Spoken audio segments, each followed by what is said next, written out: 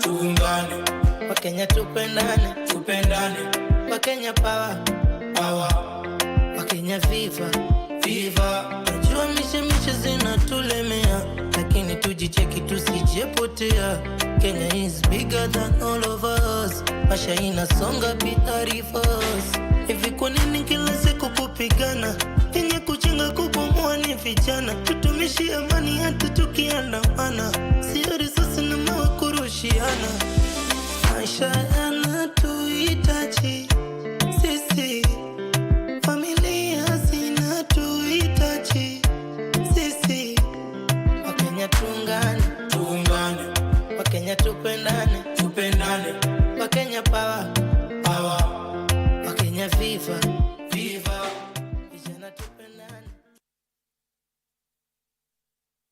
The government of Kenya has launched an ambitious initiative aimed at elevating Nairobi's global standing as a premier investment destination. The time has come, over a century later, to write a new story of Kenya's historic progress on the tracks of railway connectivity. The Nairobi Railway City will occupy 438 acres of prime land and is meticulously divided into 6 distinct precincts. Transport systems in particular are the cornerstone of efficiency. Kenya Railways is wasting no time and has already commenced implementing the early works under the project.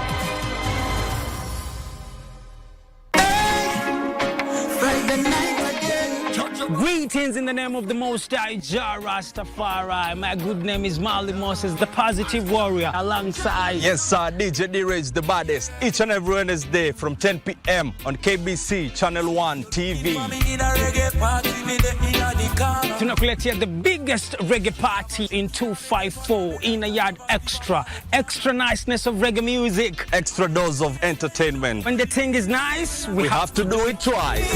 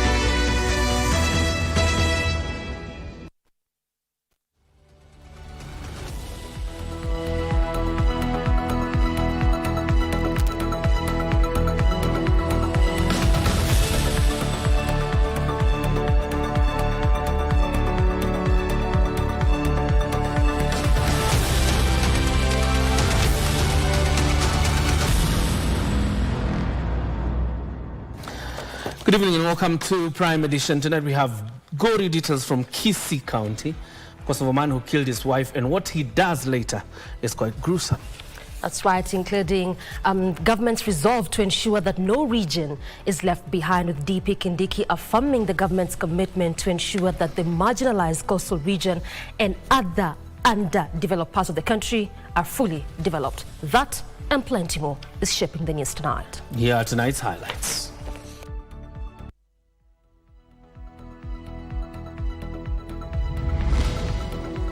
Hiyo jamaa ametusangaza na matendo yake hapa. Sana. Aliua bibi ya kwanza na huyu ni wa pili. Angry Kisii residents lynch a 50-year-old man after he butchers his wife, serves his unsuspecting children with her flesh. May they know no peace. Slain teacher cum blogger Alberto Ojwang's mourners call for swift justice during Requiem Mass held in Nairobi. Why we switched off the media. Communications Authority defends its suspension of live broadcast on June 25th. And President Ruto challenges Africa to step forward to harness strength through investing in technology and human capital.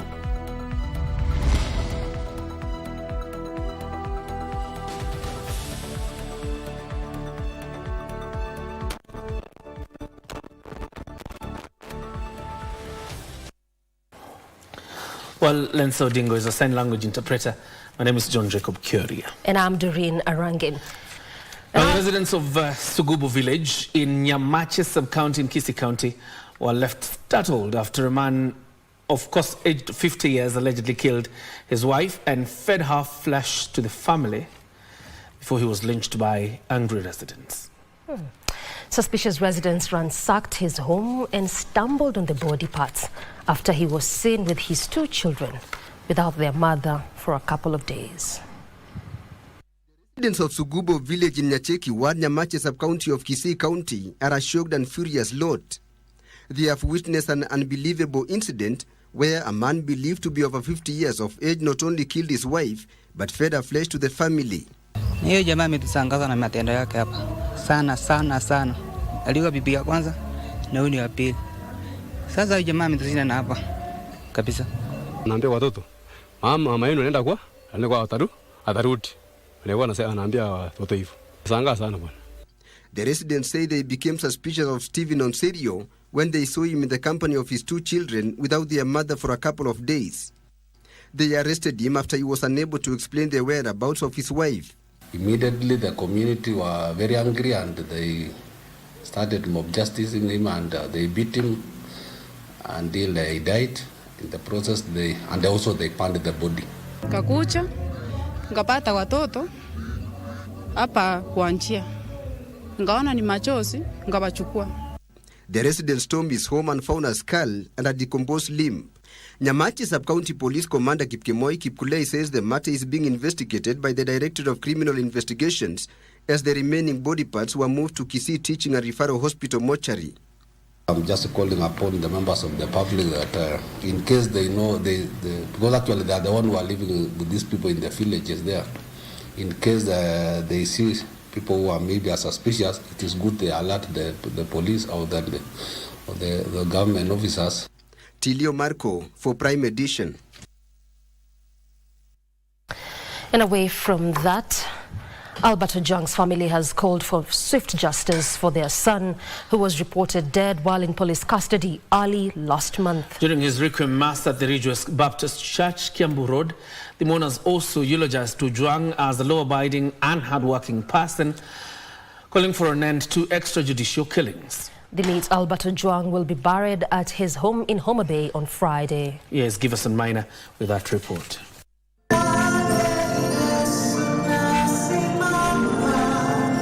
Family, friends and Kenyans at large on Wednesday congregated at Ridgeway Baptist Church along Kiambu Road, Nairobi for the memorial mass of Alberto Ojwang. I pray that there will be no divisions. Touch the hearts of those that you put in the places of authority. The blogger and teacher was reported dead a day after he was picked up by police officers from his home in Homa Bay early last month. Nataka niseme ya kwamba damu hiyo ya Albert ambayo imemwagika bila hatia, walio na uwezo kuona kwamba wanachukua damu ya maisha ya wenzi wao na kumwaga damu ili wabakie katika hali yao na kuficha uovu wao, lakini hawatakuwa na amani katika maisha yao. Sababu Kain, Mungu alitamka ya kwamba damu ya Abel inamlilia. As the eulogized the father of one, as a law-abiding young Kenyan whose future was mysteriously cut short, his family said they had lost their only child and breadwinner. Nimesema pole sana kwa mtoto wangu. Alitolewa kwa mkono wangu kama nimempa chakula aweze kukula. Nyathani uko mwenye ukatakuona. Hakuchuna hata ugali. Baba na noma kwa manalo tukanyatendwa chakula cha maloto polisi ochopo. Wakati alitaka kuanza kukula, polisi wakafika. Albert left at a time where I didn't expect that he would leave, but it was God's timing, and us as human beings, we can't do anything about it. It's heavy on us, it's heavy on me, it's heavy on my son. He actually doesn't know anything that is going on, but... The Ojwang family also clarified speculations surrounding a financial support it had received from various people of goodwill. The family wished to confirm that yes, they received 2 million shillings from the head of state, 1 million shillings from Honorable Raila Odinga, and 2 million shillings from Kenyans generally, who gave them in the form of 1 shilling, 10 shillings, 100 shillings, 1,000 shillings, totaling 5,060,000.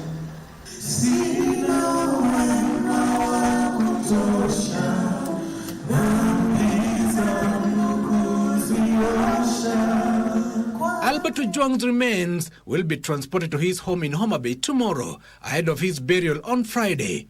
As mourners condole with the family of the late Albert Omondi Ojwang, who died in the hands of police, the clarion call is end police brutality immediately.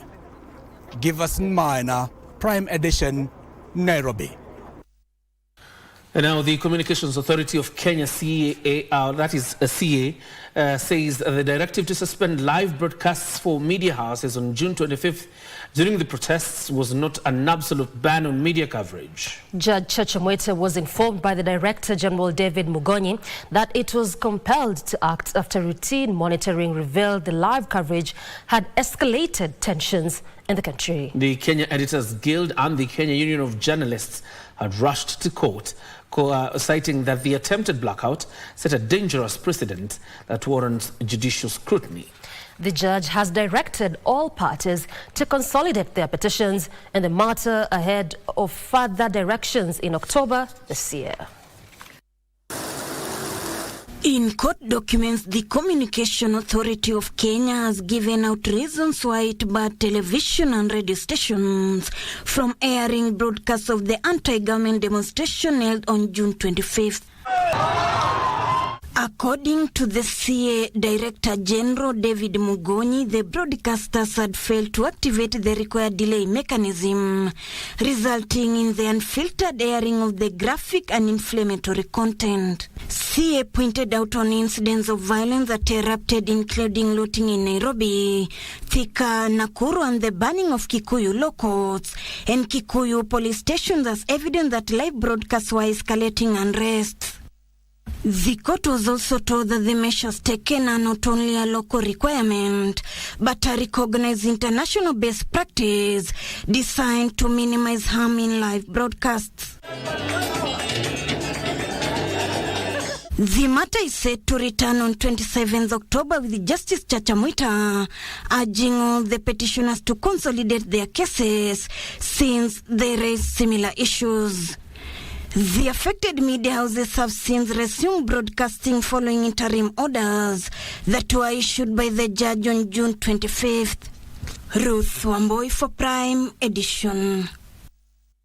And now President William Ruto has challenged Africa to step forward and harness its strength for growth. The head of state challenged continental leaders to not only invest in agriculture and manufacturing, but extend investment to services, technology and human capital as a means of employment and wealth creation. He spoke in London during the Africa Debate 2025. The president says Africa's abundance of natural resources should be used to power global progress. Ruto is using the African Debate 2025 to challenge African leaders to include trade and services, technology and human capital to be part of the continent's source of wealth. This dual reality shows clearly that Africa's growth path cannot be either or proposition. We cannot choose strictly between investing in services or supporting our primary industries. That would be a counterproductive and false dichotomy. We must do both simultaneously. He says Kenya's bottom-up economic transformation agenda has set the pace as it seeks to create employment and wealth at the base through programs such as the Affordable Housing Project. In Kenya today, we are modernizing agriculture to increase productivity, enhance food security, and develop agro-processing value chains that add value and create decent jobs. We are also advancing industrialization to build competitive manufacturing capacity, substitute imports, diversify exports, and anchor resilient local supply chains. What African people want from Britain is exactly what British people want from Africa. We want growth. Meanwhile, the president has reaffirmed the government's support for a financial ecosystem that fosters innovation, upholds trust, and delivers prosperity. Speaking during the signing ceremony between the Nairobi International Financial Centre Authority and Lloyds, Ruto termed the formal announcement of Lloyds' intention to establish a regional office in Nairobi a significant milestone. Kenya is home to one of the most advanced financial ecosystems in Africa, with mobile banking, digital payments, and fintech innovations that have expanded financial inclusion to over 84% of adult population, up from 26% in 2006. Political regimes in Africa have been criticized for clawing back the gains on democratic rights. At a democracy forum convened in Nairobi, speakers decried the return of coup d'etats and the suppression of divergent opinions and civil rights. Governments in the region were instead urged to safeguard constitutional freedoms or balancing national security concerns. At a democracy forum convened in Nairobi by the International Commission of Jurists Kenya and the Innovation Foundation for Democracy, reflection on events in the continent painted a picture of democracy under siege. We are here because we are concerned that democracy that we have been given in its form or its equivalent is taking away our freedoms, it's taking away our rights, that we are not safe in countries where we were born. We are neither safe in the region where we think we belong. And therefore we are saying we need a democracy that can give us back what belongs to us. Globally, democracy, liberal democracy is in crisis. At a time too when in our own continent, a process of erosion of democratic principles is unfolding, as we see in West Africa with the return to coup d'etat. Kenya also came under criticism over the Public Order Amendment Bill 2025, which seeks to control public protests. Parliamentarians who have been captured, unfortunately, take laws to Parliament to enact laws that take away our spirit of fighting for this country, that take away our freedom to access information, that take away our safety. They stress the role of civil society in promoting accountability and protecting democratic values while working collaboratively with state institutions to strengthen governance frameworks. I ask Kenyans and the East Africans and people in Africa region, please harness the anger, and when the anger is right, we shall rise. We are here to, on the one hand, celebrate these future-oriented actions while taking a proper stock of the obstacles we are facing if we are to regenerate our continent. You're tossing the applause towards them. Deputy President Kioria has affirmed the government's commitment to ending decades of marginalization in the coastal region and other historically underdeveloped parts of the country. Speaking in Garsen, Tana River County, during a development tour of the region, Kindiki emphasized the administration's determination to ensure that no region is left behind in the journey towards inclusive and equitable development. Khalid Abdullahi tells us more. The Kenya Kwanza administration is assuring the coastal region that it will not carry on the decades-long marginalization of its people The country must develop equally, and Tana River and other parts of coast, other parts of Kenya, which sometimes have been left behind. We must make sure that we now walk shoulder to shoulder, all the 47 counties, as brothers and sisters accessing equal development.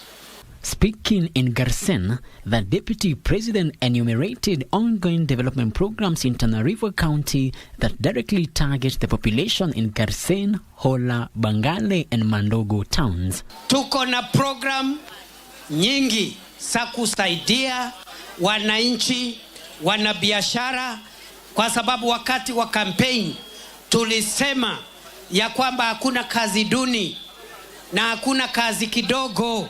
Kazi ni kazi. Kazi ya bodaboda ni kazi. Kazi ya mama mboga ni kazi.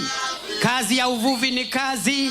Kindiki, however, urged the residents to reject leaders preaching division and tribalism, adding that leaders should prioritize national cohesion over partisan interests. Na wale watu ya ukabila, kwa sababu watakuja hapa. Si mnajua watu ya ukabila? Watakuja hapa Garsen, watakuja Bura, watakuja Galole kule Hola. Wakikuja muambie Kenya ni moja, taifa letu ni moja, hatutaki maneno ya ukabila. Leaders who accompanied him applauded the broad-based government, saying it has set a conducive environment for nationwide development. Ile kitu nataka niwaambie watu wa Galole, uongozi wa William Samoei Ruto ni uongozi wa kutuma viongozi kwa ground. Ndio future yetu Kenya hii iwe sawa, na wakati mmoja tupate kiongozi kutoka Kenya hii, wakati mmoja pia tupate Muislamu akiongoza Kenya hii. Lazima tukatae maneno ya ukabila ambayo watu wanatuuzia Kenya hii, tafadhali. Kindiki noted that the government has allocated over 450 million shillings to expand last-mile electricity connectivity, with 205 million shillings going to Garsen, 211 million shillings to Bura, and 36 million shillings to Galole. He pledged to push for even more funding.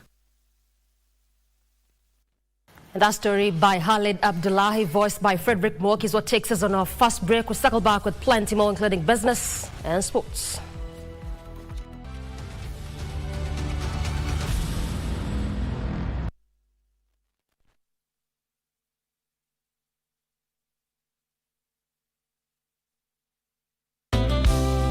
Tuzungumze kwa hekima na heshima, tutulize nafsi, tupeane busara, tuwe na mazungumzo ya kujenga, tuelewane mimi na wewe, tusipoziba ufa tutajenga ukuta.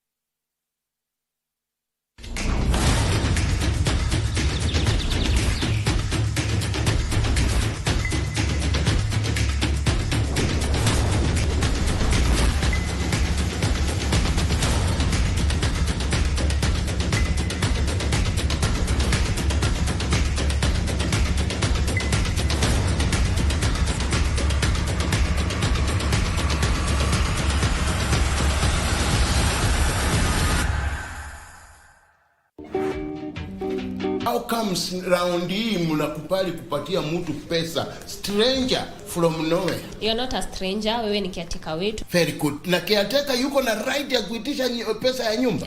Atengwe. How can you trust a human being? By the way, yes. Kwani hao walikuwa namna gani? People are different. Wewe ni tofauti sana. What? Wewe una trustiwa, wewe ana take advantage ya hiyo trust. Nikisema hii mahakama unaniwekelea pesa zako, mimi ndio nilikula sa nyumba, kwani wao wanakuja kunilipa kwangu, mimi ndio landlord wa hii nyumba. Hakuna pesa yangu umekula. Umekula pesa ya wapangaji. Do you know the specific neighbors who is making that noise? I'm new here and I'm not in the business of knowing anyone. Utanisaidiaje Kisaka? Utanisaidiaje? A problem half shared is a problem half solved. Shetani? Hapana, ni Shiro, nimekuletea chai nimepora. Ni shetani tu. Kama na watesi unani notice ya? Angalia mabai seti venye zimbotekelezea. Ashana na hiyo. Unaona Tiffany? Ama ni notice. Ni maswali utauliza ama nini? Next time that pastor is here again, you pack your belongings and you're out of here. Do I make myself clear?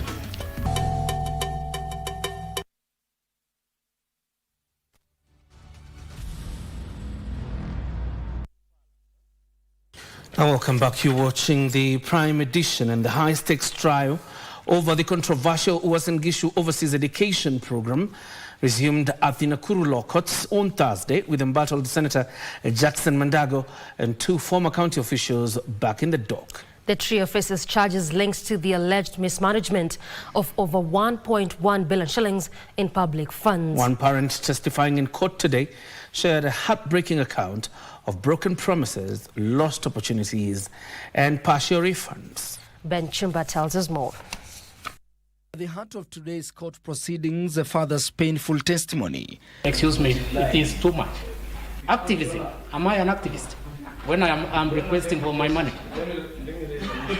Edward Kiptet, a parent who entrusted the Uasin Gishu Overseas Education Program with his daughter's future, told the Nakuru Law Courts how he paid 2.5 million shillings, a sum meant to secure their studies in Canada or Finland.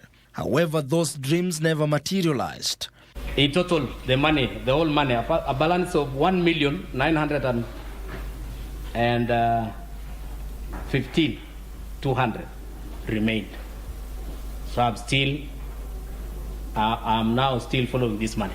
Kiptet testified that after the program fell apart, he received only a partial refund of 600,000 shillings, leaving both his children's education and his finances in limbo.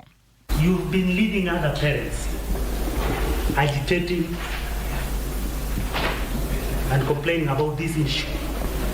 You are not dealing with your own problem, but you took it upon yourself as an activist. I know it's my right to agitate for my right, to demonstrate, to picket. The Constitution allows me to do that. Have you ever voted in Uasin Gishu from the advent of the county government? My money is not about voting. And I have right to live everywhere in this country. Nairobi, Nakuru, Eldoret, anywhere. And everybody has a right even to come and live in Baringo. Facing the allegations in court, Uasin Gishu Senator Jackson Mandago, along with former county officials Joshua Lilei and Meshach Rono. The case, tied to the alleged embezzlement of over 1.1 billion shillings, continues to draw national attention as more victims come forward. Ben Chumba, Prime Edition. To our weekly feature, cinemas and theatre. He may not have lived to see its triumphant return to the Kenyan stage, but the spirit of Ngugi wa Thiong'o echoed powerfully through the curtains of Kenya National Theatre as the play, The Trial of Dedan Kimathi, was performed on stage again since the original staging in 1976. Tonight on Cinemas and Theatre, we review the play that reimagines the trial of freedom fighter Dedan Kimathi, reframing him not as the colonial state's terrorist, but as a heroic symbol of defiance and national pride.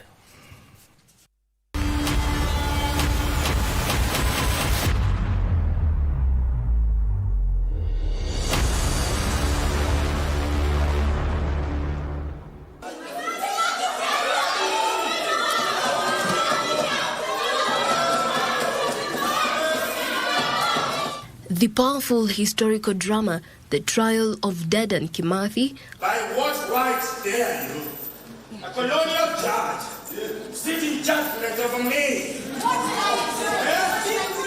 co-written by the late Ngugi wa Thiong'o and the late Mishere Mogo. I will protect this soul to the bitter end. I will protect my people to the bitter end. Because that is what I, the Maliwawa Shiori, swore at initiation. Returned to the Kenya National Theatre in Nairobi nearly 50 years after its original performance in 1976. Chain my feet and chain my soul. Freedom! The play dramatizes the arrest, trial and resistance of Dedan Kimathi, a leader of the Mau Mau uprising against British colonial rule in Kenya.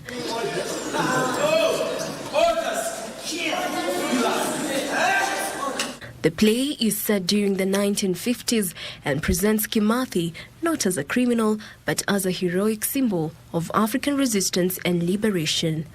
Actually, we were supposed to do another Ngugi show for this period. We'd had these dates booked and we were supposed to do a show called Mother Sing For Me, which I don't think people will know because it was never actually performed. It was shut down during rehearsals.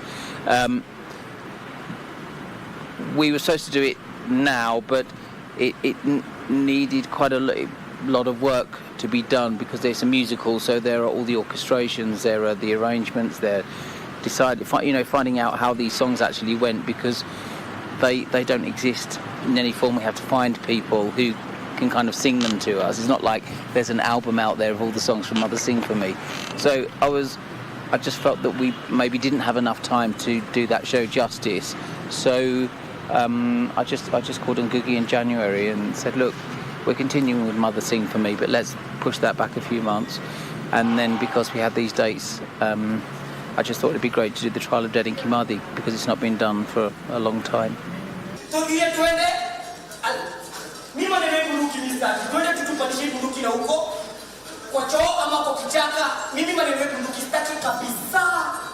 Stuart Nash notes that the play is so far a key highlight of his career. The systems that link the blood of workers and peasants. Although Ngugi wa Thiong'o did not live to see the play come to life, A man who was raised by a blind grandmother, a strong woman who imparted the strength of our people in me. Stuart notes that the late Ngugi was in communication with members of the cast as they rehearsed their parts. You know, often writers they'll give you the rights, the license or the rights to do a show, to do their show, and then you don't necessarily hear from them, but Ngugi was actually involved, and he was always there for us to call, have a Zoom meeting with him to find out what does this mean in the play, what was the time frame between this scene and this scene, because there's a flashback in the show, so we weren't sure, is that 6 months, is it 2 years before? Yeah, but he was really, to get somebody at 87 years old to be actively involved in a show they wrote nearly 50 years ago, that's something really special.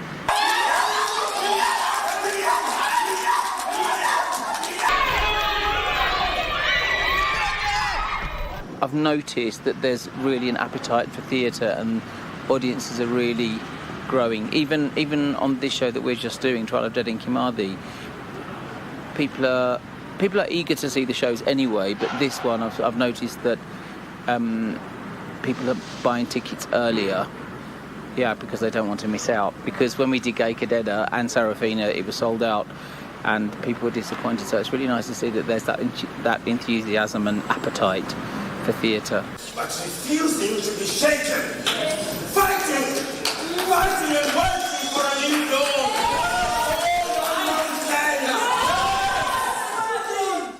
The play follows Kimathi's arrest, his trial, and his execution, blending courtroom scenes with flashbacks and dreamlike sequences that showcase the history of oppression and the resilience of the Kenyan people.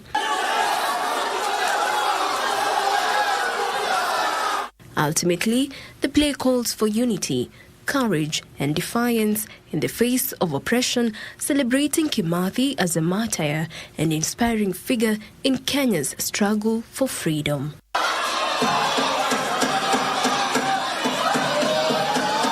Jacqueline Masharia for Cinemas and Theatre.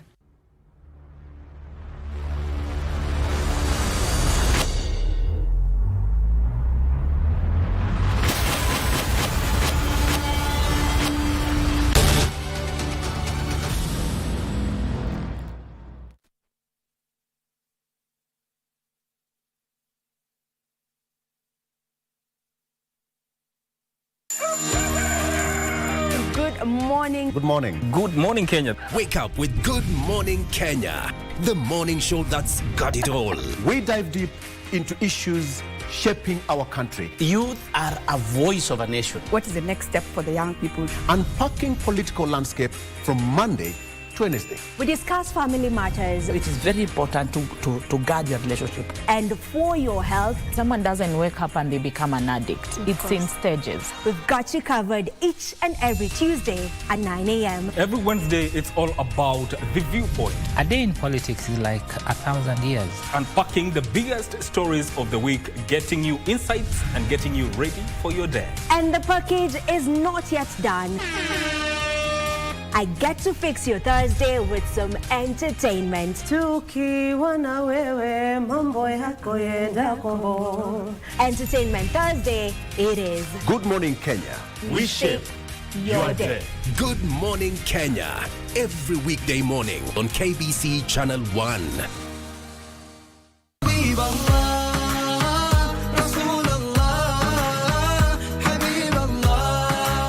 Kwa nini familia inapewa uzito mkubwa katika Uislamu? Katika mafundisho ya Kiislamu, familia ni zawadi kutoka kwa Mwenyezi Mungu. Akitueleza kuhusiana na umuhimu wa kuhifadhiana siri. Ima yamefanyika mchana au usiku, yaliyozungumzwa mchana au usiku, lakini yakawa yamekusudiwa kuwa ni siri. Mwenyezi Mungu Subhanahu wa Ta'ala aweze kwenda kutuhifadhia mambo yetu na kwenda kuyanyoosha katika maisha yetu inshallah.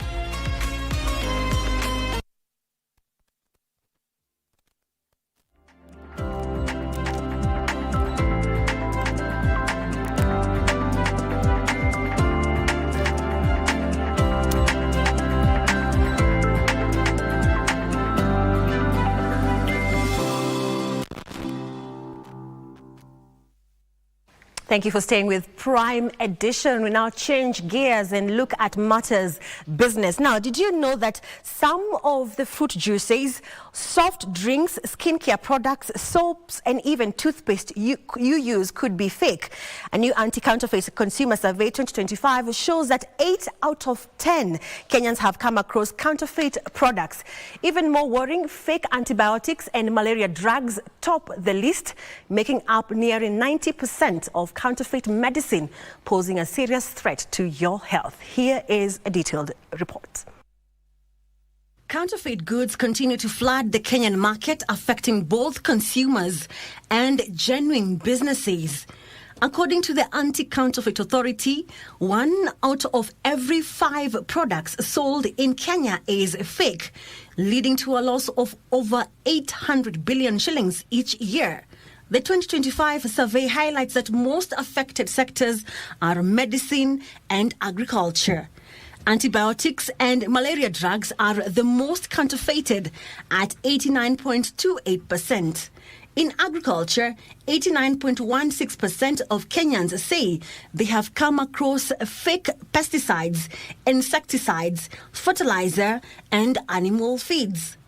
Personal care items like skincare products, toothpaste, shampoos, and sanitizers account for 88.32% of counterfeit goods. In the automotive industry, fake car parts and accessories come in at 81.89%. Construction materials such as cement, paving blocks, and roofing tiles are also affected, with 76.72% of Kenyans saying they have encountered fake versions. Petroleum products, including fuel and lubricants, follow closely at 76.68%. Even popular non-alcoholic drinks like fruit juices and sodas are being counterfeited, making up 75.89% of reported cases. Alcoholic drinks are not spared either, with wine leading at 50.12%, followed by beer at 47.44%, whiskey 42.68%, and vodka 36.95%. Anti-Counterfeit Authority Executive Director Robin Bogwa raised concerns about the rise of counterfeit sales through online platforms, which the report shows online platforms accounted for 31.27% of counterfeit purchases. He also noted that many consumers choose cheaper products, often ignoring the risk that they could be fake. Most of the counterfeit goods were being purchased from street sellers at 59.37%, shops or kiosks 54.42%, followed by supermarkets at 21%. Now, Kenya must strengthen its domestic revenue collection systems to reduce over-reliance on external borrowing. This is according to the African Development Bank's latest Country Focus Report 2025, which highlights the need to broaden the tax base by formally including the informal sector in the tax net, as well as prioritizing a review of tax incentives that weaken revenue collection. Nduta Mukami has more details. Latest data from the African Development Bank indicates that Kenya's current fiscal trajectory remains vulnerable, with public debt now exceeding 70% of GDP. Servicing this debt now consumes close to a third of all tax revenue, creating pressure on development spending and weakening resilience to economic shocks. Further, the country's tax base remains narrow, relying heavily on salaried workers and big businesses. By bringing informal businesses into the tax fold, the report notes that this will increase fairness, reduce tax evasion, and boost resilience. We need to step up resource mobilization, including, cutting on waste, making sure we have efficiencies. And efficiencies can be brought about by things like investment in digital, financial management, and strengthening the fights against corruption, for example, monitoring better how you implement your projects and making sure that resources are not wasted. So those are some of the small things, but they have big outcomes if you think about them and in stepping up mobilization of resources. The report also recommends the fast-tracking of digitization efforts by the Kenya Revenue Authority to improve tax compliance and seal leakages, strengthening transparency in public spending to boost citizen trust and voluntary tax participation. The government will continue to rationalize and reduce non-essential expenditure, implement end-to-end e-procurement system, whose rollout just began yesterday. This financial year began on 1st of July, and the rollout of the e-procurement has already taken effect, requiring that all procurement going forward now are going to be implemented through the e-procurement system. Nduta Mukami for Prime Edition. The COMESA Competition Commission has called for increased collaboration between competition agencies and intellectual property regulators to address competition concerns occasioned by abuse of intellectual property rights. Now, the COMESA Competition Commission CEO Willard Mwemba says competition law regulation on the digital platform seeks to guard against unfair competition due to abuse of IP rights, thus encouraging innovation. The borderless nature of the internet and digital platforms, as well as challenges of identifying and tracing infringing activities, makes enforcement of international property rights complex. A 2024 report published in the Journal of Modern Law and Policy, focusing on the evolution of intellectual property rights in the digital age, notes that the digital era has altered the landscape of IP by introducing new forms of digital content, such as software, multimedia, and online platforms, which present unique challenges for traditional IP frameworks. The rise of digital technologies has amplified issues related to copyright infringement, piracy, and unauthorized distribution, highlighting the need for more robust and adaptable IP protection mechanisms. COMESA Competition Commission CEO Dr. Willard Mwemba highlighted the need for harmonized international standards to address cross-border IP disputes and enforcement issues. As digital content can be easily shared and distributed worldwide, the lack of a unified approach often results in fragmented protection and enforcement. This fragmentation not only undermines the effectiveness of IP laws, but also creates barriers for global digital commerce and innovation. Dr. Mwemba said that there are numerous advantages brought about by digital platforms, such as convenience through online shopping, giving consumers more choice, as well as digital financial inclusion in Africa, especially for small and medium enterprises. He, however, emphasized the need for competition regulation in the digital platforms to guard against unfair competition. Bete Kiptum, Prime Edition.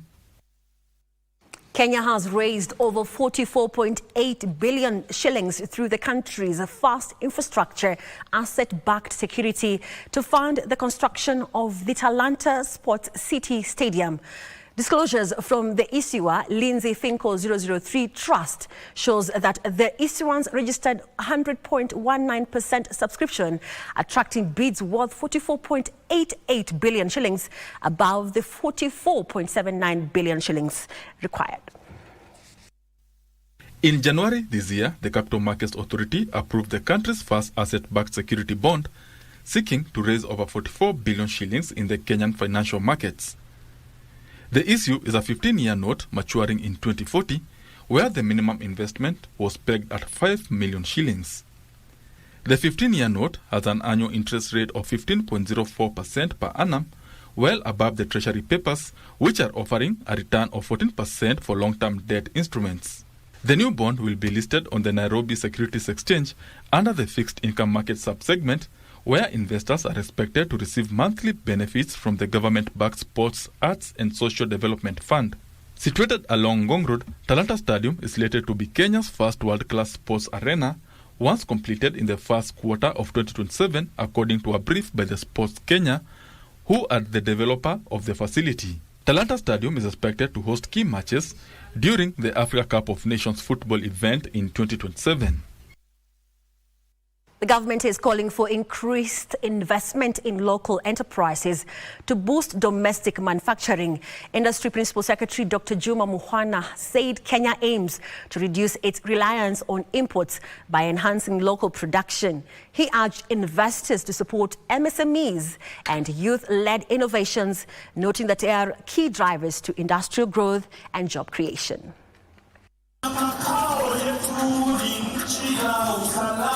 The Kenya Development Corporation is intensifying its efforts to boost local manufacturing, positioning itself as a key player in the country's industrial transformation agenda. Through strategic investments in value addition, de-risking early-stage ventures and supporting the development of manufacturing hubs, KDC seeks to reduce Kenya's over-reliance on imports while generating local employment opportunities. KDC has the money to invest in manufacturing. We have already built the county aggregation and industrial parks. These are almost ready in Kirinyaga here, in Embu, in Meru, down in Migori, in Uasin Gishu, in Bungoma. Most of them construction is almost complete. And we are encouraging Kenyans to come there and start their small manufacturing lines for different products so that we can really also become part of our production economy. According to Mukwana, government-led initiatives such as county aggregation and industrial parks are underway, focusing on promoting value addition and localizing manufacturing across various counties. So far, we've had a lot of critical stakeholders showing up for this summit. Equally, we also have a lot of innovators who shall be pitching the investments, and we'll be hoping that we can match-make them with capital that will be in the room. And therefore, at the end of the day, what success looks like for us as KDC would be an investor has finally been able to attract capital, and hopefully it shall be capital that is patient capital and capital that would also enable them to be able to grow and push their businesses forward. Kenya is taking center stage in Africa's development agenda as the Kenya Development Corporation hosts the Next Frontier 2025 Summit, a key platform for key sectors vital to Vision 2030 and the country's economic growth. Sylvia Gatti reporting for Prime Edition. Now, savings and credit cooperative societies are asking the government to consider revising taxation policies targeting SACCOs. Cooperative Alliance of Kenya Chief Executive Officer Daniel Marube says the current tax regime has exposed the societies to double taxation. The National Treasury has been encouraged to consider making amendments to the savings and credit cooperatives taxation. The Cooperative Alliance of Kenya says the current taxation regime has seen frequent incidences of double taxation, discouraging savings and increasing operational costs. As an employee, you have already paid your payee, isn't it? And then once your money comes, you are saving it in the SACCO before we give you a small dividend. Again, there's a lot of taxations along, including transactions. Parliament has been encouraged to expedite the passage of the Cooperatives Bill 2024 to support reforms in the SACCO management to promote accountability and protect member savings. You cannot steal any more from a SACCO and be left alone. We will pursue you. You will be pursued as individual, as a group, and we follow the money. We will follow the money wherever you have taken the money of members to auction your properties so that the money is recovered. County governments have been advised to increase budgetary allocations to SACCO management, especially those that support the agriculture sector. Benson Ruba, reporting for Prime Edition. And that story by Benson Rioba brings to a close business news for tonight. But we have more stories on our website at kbc.co.ke. Don't go anywhere. Sports is up next with Bernard Okumu. Good night. My name is Doreen Mujenga.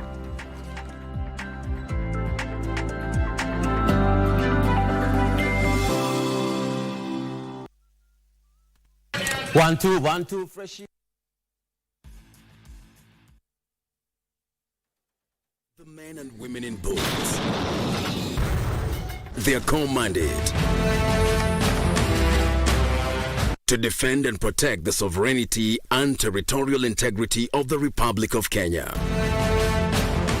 Their bravery knows no limits. Make a man go through the wall without breaking the wall. Laziness. It is not in our vocabulary. But what are their stories, their tales? Military Tales, every Saturday at 9 p.m. with Ben Troy Joe. It's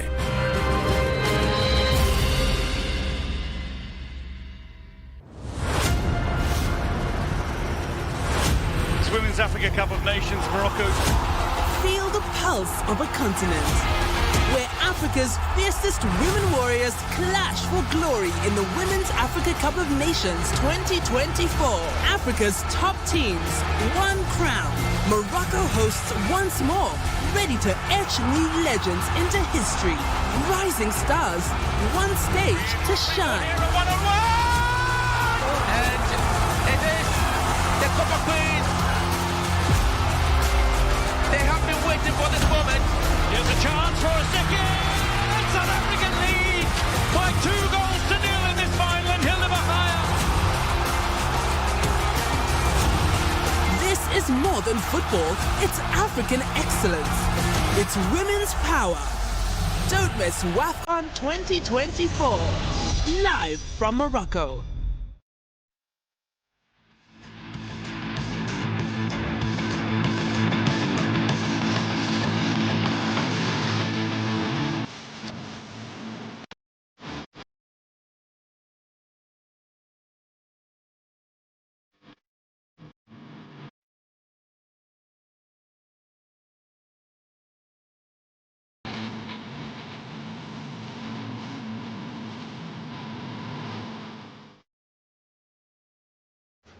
And thank you for staying with us. It is time for the latest from the sports world with me, Bernard Okumu.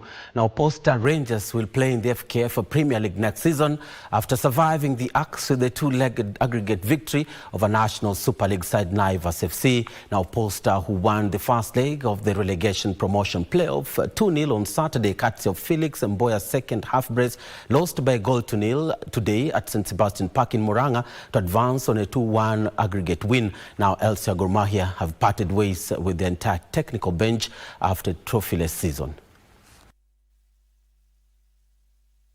Posta Rangers ended the season in 16th position with 35 points, same as FC Talanta and City Stars, who were relegated, and had to face Naivas, who were third in the National Super League, for the one slot remaining in the FKF top flight next season. Mark Vivan Kesa scored the lone goal for Naivas in the first minute of the second leg play today. Joining Posta in the top flight will be NSL champions Nairobi United and APS Bomet, who finished second in the National Super League. Meanwhile, Gor Mahia have mutually parted ways with the entire technical bench after a comprehensive internal review. The move was part of a restructuring process by the former FKF Premier League champions aimed at strengthening the club ahead of the 2025-2026 season. Gor Mahia went trophyless in the 2024-2025 season, finishing second in the Premier League on 59 points, 6 points behind newly crowned champions Kenya Police, and losing the Mozartbet Cup final to National Super League champions Nairobi United. Also, athletes from 75 nations across the world have confirmed participation in the 4th edition of the Nairobi City Marathon slated for this Sunday. Athletics Kenya President, retired Lieutenant General Jackson Tuwei, also confirmed that the prize money for the winner of the marathon will be 3.5 million Kenya shillings. An electrifying atmosphere will be witnessed in this year's edition of the Nairobi City Marathon, which has attracted participation of athletes from 75 nations. Kenyan top creams including 2 times Paris Marathon champion Paul Lonyangata, Edward Cheserek, and this year's Eldoret City Marathon champion Viola Chepngeno will be battling for top honors in this year's edition. This year's theme is I Love Nairobi. Can we all say, I love Nairobi? I love Nairobi. Thank you very much. This is great. And let us actually love Nairobi. Let us make it more peaceful. Let's make it more attractive. Let us green Nairobi. The winner of the 42-kilometer race will pocket a whopping 3.5 million shillings, while the runners-up and the second runners-up will receive 2.25 million and 1.5 million shillings respectively. Everybody is watching you, they are clapping for you, they are cheering you. So you can see it's not going to be easy. It's not going to be easy. And it goes all the way up to number 22 on the main, and the rest half marathon. Meanwhile, the winner of the half marathon will receive 150,000 shillings, while the runners-up and second runners will receive 80,000 shillings and 50,000 shillings respectively. Frederick Muki for Prime Edition. And away from athletics to tennis now, where the 2020 national under-12 tennis champion Zayan Virani advanced to the quarterfinals of the ongoing ITF J30 Championship at the Nairobi Tennis Club after 2 straight sets win of 6-love against Canadian Hayden Majumdar. Kenyans continued outstanding their performance in the ongoing ITF J30 Championship, which saw the impressive Zayan Virani qualify for the quarterfinals. He ruthlessly pounded Canadian opponent Hayden Majumdar by 2 straight sets. Virani will battle it out with friends Carlos Lewis in the quarters. Opponents and see what I can do to counter them, to make sure that I have all their strategies under my belt and that I know what I can do to win against them, and especially since that the boy that I will play in the next round is someone I've known for so long. Meanwhile, in the girls' doubles, Celine Ahoya and Tumelo Kimunya lost in the quarters to the Indian pair of Nainika Narendra and Ishi Maheshwari, who claimed a 6-4, 6-2 win.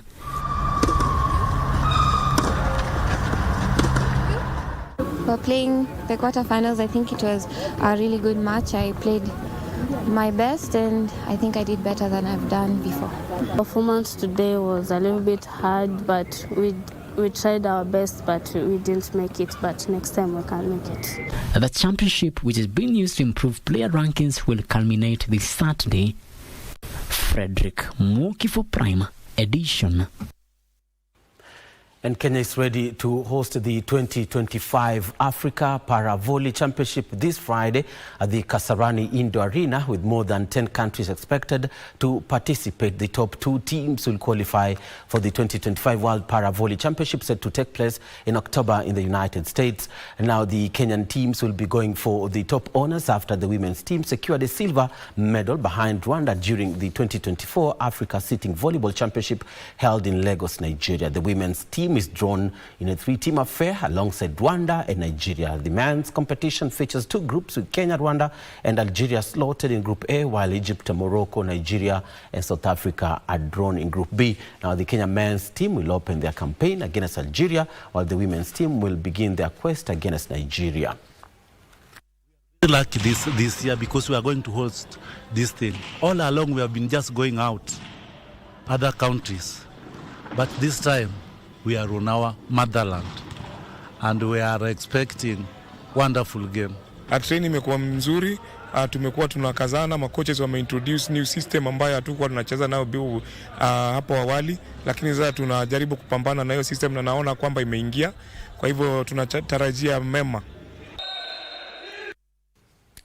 And the 2025 French Open winner Coco Gauff was knocked out in the first round of Wimbledon at the All England Club to become the 3rd top 5 seed to exit the tournament in the women's draw. Now the American 2nd seed was eliminated by 25-year-old Diana Yastremska, who beat her 7-6, 6-1. 4-time French Open winner Iga Swiatek survived the first round heat to proceed to the second round after defeating Russian Polina Kudamatova 7-5, 6-1. She'll go head-to-head with Kati McNally tomorrow.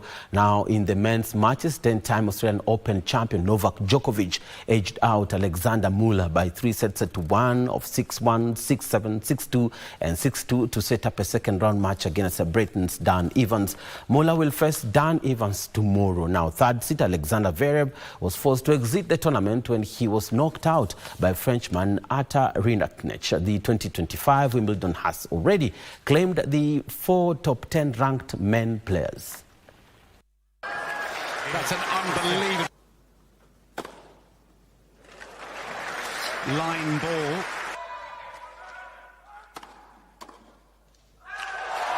Again, second net.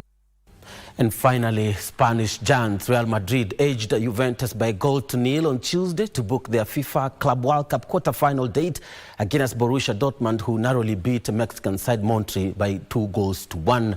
Youngster Gonzalo Garcia nodded in his 3rd goal of the tournament to hand Madrid victory over Juventus at the Hard Rock Stadium in Miami. The team was also boosted by Kylian Mbappe's return from illness, coming off the bench as a second-half substitute. It was another solid performance from Xabi Alonso's side, who remain unbeaten under the new head coach. Juventus manager Igor Tudor, on the other hand, admitted his side ran out of steam as the match wore on. Meanwhile, in Atlanta, Sergio Girassi scored twice to steer Borussia Dortmund past Monterrey by 2-1 in a closely contested last-16 encounter.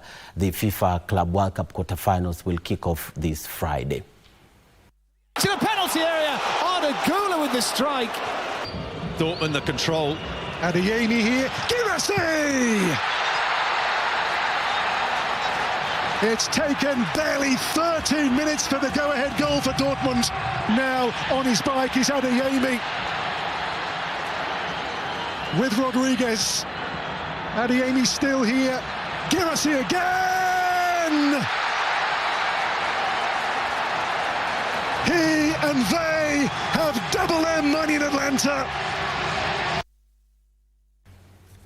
Well, and of course, the results from the ongoing FIFA Club World Cup is how we end it from the sports desk this lovely evening. Thank you so much for watching. I hand you back to Doreen Arange and John Jacob Kioria to bring a cap on today's edition of the Prime News.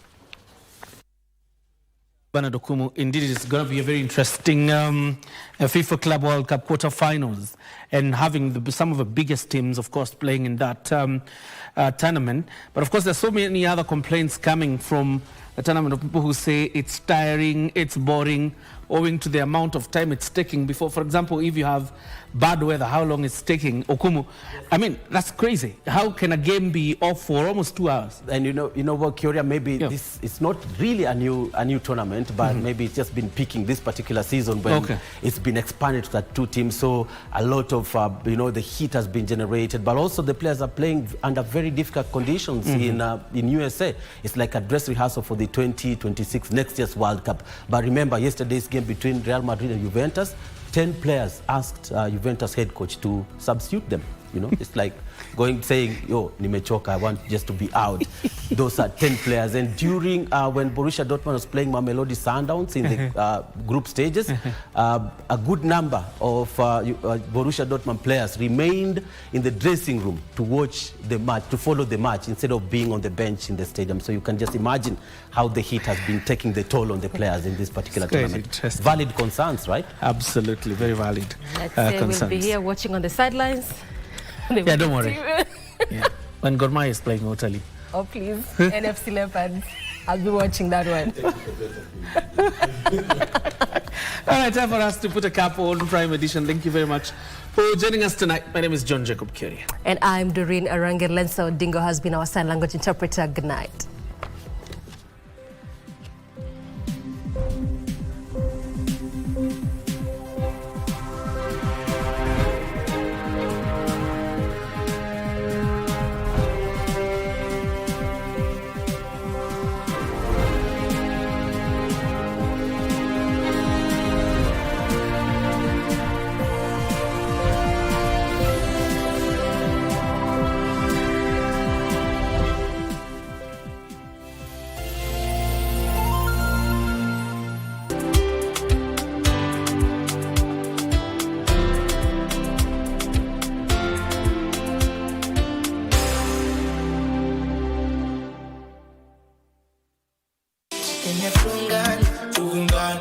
Wakenya tupendane, Wakenya power, Wakenya viva. Najua mishemishe zinatulemea, lakini tujicheki tusijepotea. Kenya is bigger than all of us. Masha inasonga bila reverse. Hivi kwa nini kila siku kupigana? Kenya kuchenga kubomoa ni vijana. Tutumishi amani hata tukiandamana. Sio risasi na mawe kurushiana. Maisha yanatuhitaji